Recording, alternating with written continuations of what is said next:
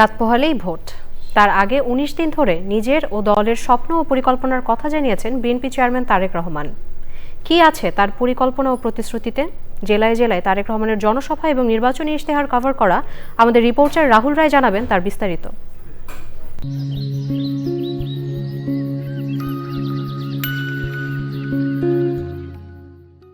১৭ বছর নির্বাসিত জীবনের পর গত ২৫ ডিসেম্বর দেশে ফেরেন বিএনপি চেয়ারম্যান তারেক রহমান। রাজধানীর অভ্যর্থনা মঞ্চে তিনি ঘোষণা দেন, আই হ্যাভ এ প্ল্যান।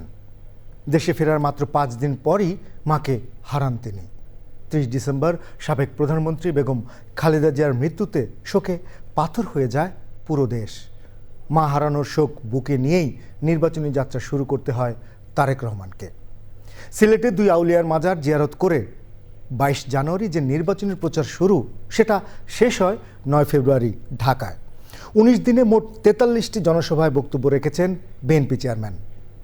দেশে ফেরার দিনেই আই হ্যাভ এ প্ল্যান বলে যে ঘোষণা দিয়েছিলেন তিনি, প্রতিটি জনসভায় সেই পরিকল্পনা তুলে ধরেছেন।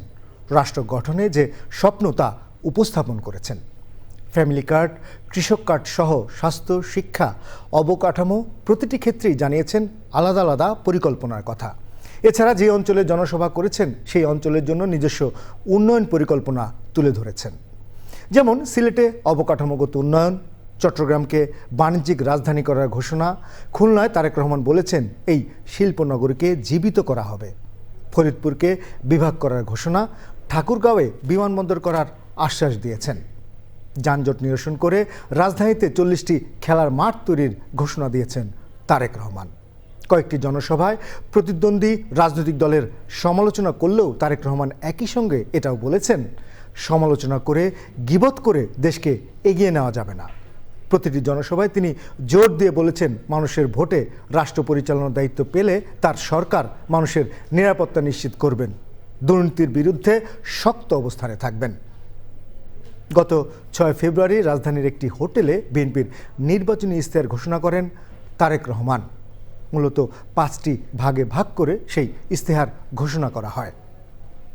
বিএনপির নির্বাচনী ইশতেহারে ছিল রাষ্ট্র ব্যবস্থার সংস্কার, বৈষম্যহীন আর্থসামাজিক উন্নয়ন ও টেকসই রাষ্ট্রীয় সক্ষমতা অর্জন, ভঙ্গুর অর্থনীতির পুনর্গঠন ও পুনরুদ্ধার, অঞ্চলভিত্তিক সুষম উন্নয়ন, ধর্ম, সমাজ, ক্রীড়া, সংস্কৃতি ও সংহতি।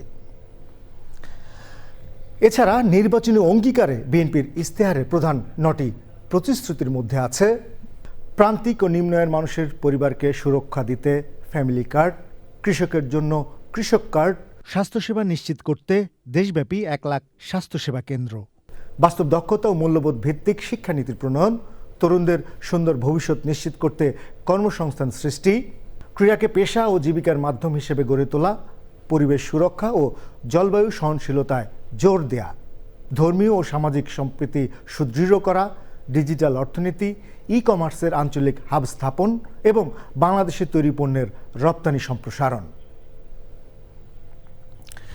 তারেক রহমান স্পষ্টভাবে বলেছেন, নির্বাচিত হলে দুর্নীতিমুক্ত দেশ গড়বেন, সুশাসন আর জবাবদিহিতা নিশ্চিত করবেন।